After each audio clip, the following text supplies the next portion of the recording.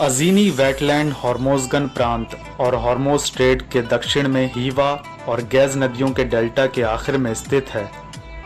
ये मध्य पूर्व के सबसे महत्वपूर्ण जलीय रिहाइश गाहों में से एक है।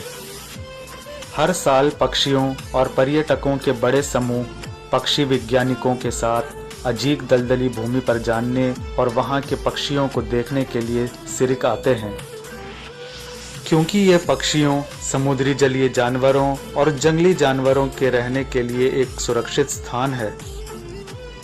माहौलियाती विद्वानों के समुद्री गश्त और गश्तों को जोड़ना, जिसका उपयोग स्थानीय लोगों की मदद से किया जाता है, एक और कार्यक्रम है जिसे अजीनी वेटलैंड को संरक्षित करने के लिए लागू किया गया है। ये बड़े और छोटे द्वीपों और विभिन्न द्वीपों के साथ ज्वार के बीच एक मैला और रेतीला वेटलैंड क्षेत्र है, जो मैंग्रोव और चंदेल वन द्वारा कर और हिव नदी के बीच स्थित है।